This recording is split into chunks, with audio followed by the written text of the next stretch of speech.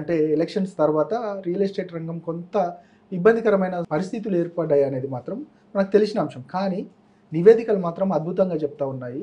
3 నెలలుగా అమ్మకం కొనుగోలు చాలా ఊపందుకున్నాయి. దాంతోపాటు ఒకవైపు వరదల విషయం పూర్తిగా హైదరాబాద్కు ప్లస్ కాబోతుందనేది కూడా ప్రధానంగా నిపుణులు కూడా చెప్తా ఉన్నారు.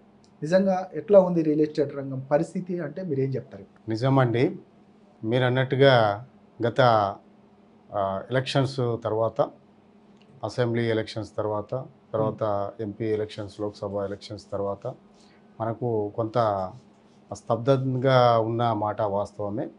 దాని తర్వాత ఇది హైదరాబాద్ అనేది మనకు ఇంటర్నేషనల్ మార్కెట్ కాబట్టి ఇక్కడ అన్ని రాష్ట్రాల నుంచి తర్వాత ఇంటర్నేషనల్ బిల్డర్స్ కూడా హైదరాబాద్లో ఇప్పుడు ప్రజెంట్ వాళ్ళు హైదరాబాద్ వైపు చూస్తూ ఉన్నారు.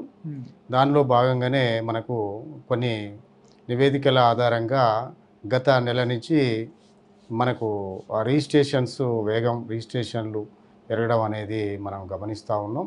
ఇది ఈ వరదలు వచ్చినప్పటికీ కొంత వర్షాభావ పరిస్థితుల వల్ల ఇంకా మనం అనుకున్నట్టు కొంచెం స్లోగానే ఉందనుకోవాలి. తర్వాత నెక్స్ట్ కమింగ్ అన్ని మంచి రోజులు తర్వాత వినాయకుని నిమజ్జనం తర్వాత ఇంకా మార్కెట్ అనేది ఊపందుకున్నది.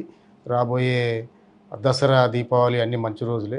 సంక్రాంతి అంటే ఈ ఇయర్ ఇంకా రిమైనింగ్ ఈ అక్టోబర్ నుంచి మనకు ఇంకా బ్రహ్మాండంగా మనం ఊహించిన దానికంటే మంచిగా ఉండబోతుంది. సుమారుగా ఇప్పటికే జనరల్గా వచ్చేసి ఎంత 15 to 20% గ్రోత్ అనేది రియల్ ఎస్టేట్ రిజిస్ట్రేషన్లో కనిపిస్తుంది. ఇంకా రాబోయే కాలంలో ఇది ఇంకా పెరిగే అవకాశం ఉంది.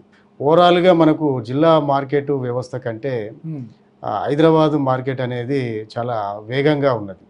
Okay, right. ఇక ఏదైతే హైదరాబాద్కి సంబంధించి ప్రధానంగా హైడ్రా ఎఫెక్ట్ మాత్రం చాలా విపరీతంగా ఉందని చెప్పొచ్చు. అన్ని రంగాలపైన హైడ్రా ఎఫెక్ట్ పడ్డది. ప్రధానంగా హైడ్రా అక్రమ కట్టడాలు ఏవైతే ఉన్నాయో వాటికి సంబంధించి కూల్చుకుంటూ వెళ్తున్న నేపథ్యం.